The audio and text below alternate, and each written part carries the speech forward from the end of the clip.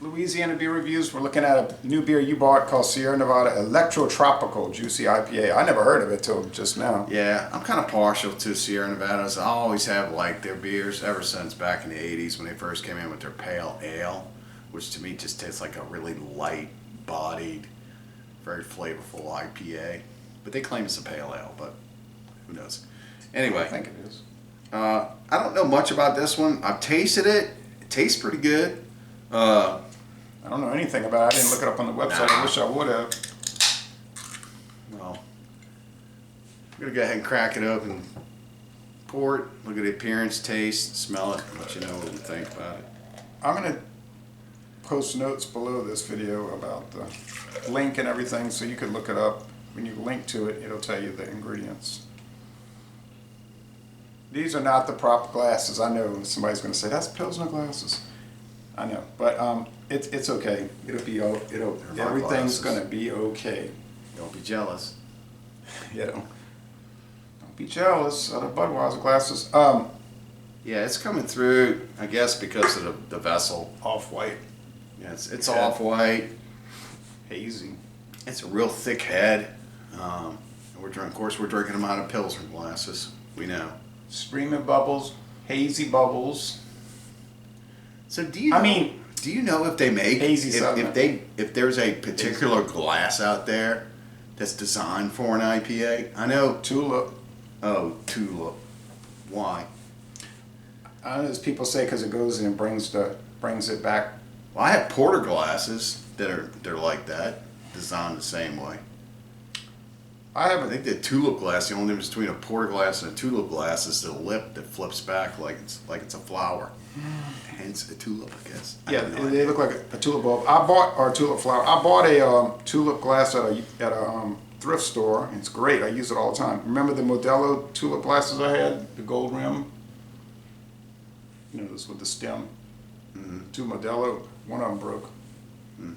They're very thin. Though. You know how thin those were. It slipped in the drain and hit another glass. I said, well, that's it for that. It lasted 6 years. Well, you got to treat your beer glasses different. I do, but they're so thin, some of them. This one is thick. This is a pretty thick glass. It'd be hard to crack this one.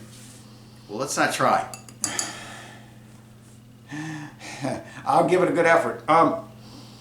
Smells like pale malt and slight juicy tropicalness hops. coming through. Doesn't smell like anything I hadn't smelled before.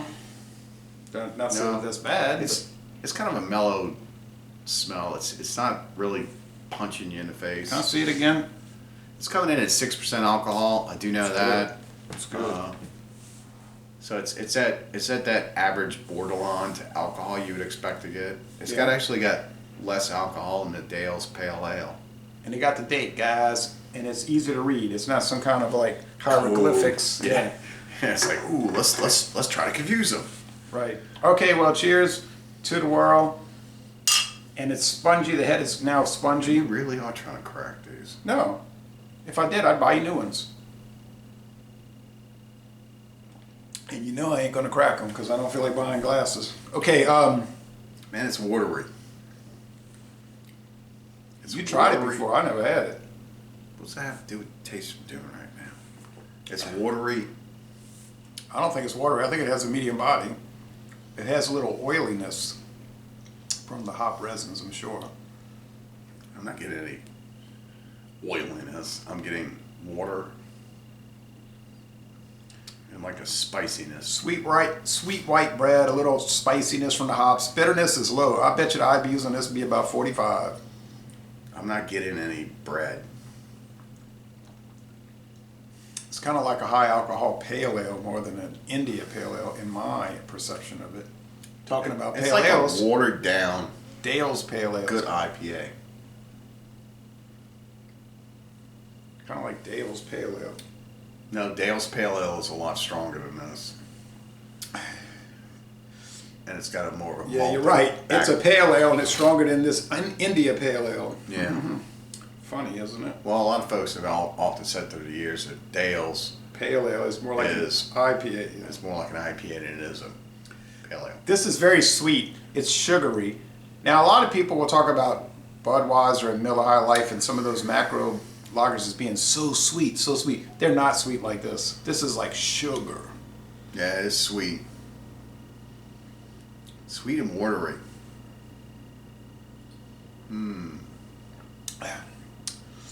Has a medium dry finish though. Well, it's kind of just like run of the mill, but it's run of the mill good. Electropical Juicy IPA. If I say it's run of the mill, that does not mean it's bad. It just means it's. What kind of juice you think they use in this? Like Hawaiian punch juice? Oh, no actual juice. Oh, I know. Maybe pineapple Hawaiian punch juice. No juice. It's Well, just. you said juice. I mean, that's what the flavor's like. They're using water, barley malt, hops, and yeast. You know. And maybe Hawaiian punch juice. No way, and I hadn't looked at the lineup. Maybe it is higher than 45 IBUs. I don't think it could be. I don't know. I think It's just regular old juicy IPA. It's fine. No, that's not off. It's fine. It's kind of like in the competition against Voodoo Ranger, so to speak, type thing. I'm not getting that. The Voodoo Ranger juicy IPA.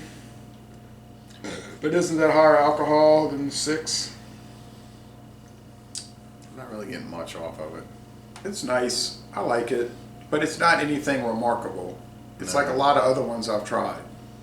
But it doesn't have that bad canned pineapple taste like a lot of IPAs were tasting like 4 or 5 years ago. They kind of improved on that.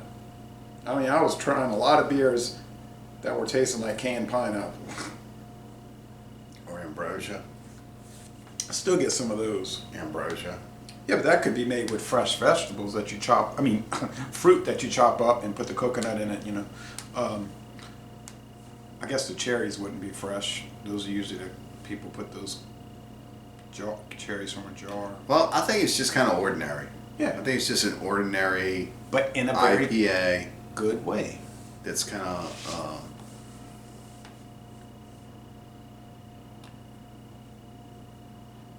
It's kind of like a light tasting IPA. Upper level mediocrity. I wouldn't even go upper level. I would just go mediocrity. I don't agree. I like it. I'm going to give it a good score. You go ahead. Now, if you're going to score it on its uniqueness and differentiation, forget it. It's not unique and it's not different. It's like so many others of these. But Go ahead. for a regular old drinking Go India ahead. Pale Ale, that's sort of like a pale ale. What's your score? The whole world's waiting, Jay. I know. You're drinking I know. suds. I know. Well, we finished it off pretty fast. I'll say 88 B plus. 88 B plus. I'm going to give it a totally different grade, just for the fact that it's light, It's very good. watered down. It's okay. It's ordinary. I'm going to have to give this a run-of-the-mill C. I think they can do a better job of C? drinking. Are you finished? Yeah, I'm just in shock. That's all right. Keep going. I've been drinking Sierra Nevada products throughout the years, and there's only a few that come around that make me scratch my head and wonder what were you guys thinking, and this has got to be one of them. Because it's lacking in flavor, it's lacking in taste, and it's lacking in being an IPA. So I'm going to give it a C because it's just a beer. I agree about the IPA part. It's more like a PA, not an IPA. But for the flavor, I'm still going with very good B plus because I think it has a lot of nice qualities. Don't make me C, change my grade. Don't make me change my grade. I'm gonna make you change. You can do whatever you want. But I'm saying C is too low for me because C is like average. C is like, well, it's not even. Is a that what good- you just said? Didn't we just say it's ordinary? So in the ordinary C? No. Ordinary? No. I said it's very similar to many other beers at that level. I didn't say it was an ordinary beer. To me, a C is a beer that doesn't even taste good. Now, we might not be understanding each other's Did you put a crack in my glass? score. No. You sure? Okay, never mind. To me, when I score a beer, if it's a C, it is not even good. It's okay. You can drink it. You So you would give really- something a C. You would give it a passing grade If it's not even drinkable? Oh no, I give it an F if it's not drinkable. Okay, I could drink Four Loko Gold. Ooh, I know you can drink many things that wouldn't come across this palate. But it's With that said, a D, you know. this is a C beer. I don't really know what your grading scale is. Your sliding scale. I've explained it very clearly over the years. Okay, all right. Well, it's a C. C does not mean it's bad. C means you need to do a lot of improvement on it to make it a really good beer. Yeah, D means bad. D means this is a bad beer. It tastes bad. We had some of those like that 420 Dank Ale from Georgia. Remember those? That was just bad. Oh, It those tasted pot bad. beers, I don't even like them. Bad. I could drink it. Not It only does wasn't that- pot stink when it's burning, but it's not really a good thing to put in beer. That's bad. Okay, Right. so laissez-aller, bon temps relais. I'm saying very good. You're saying average. I'm not getting that, but anyway, you're not Ordinary. getting what I'm saying. And we're going to end this review by saying, y'all come on down to Jefferson Parish, Louisiana.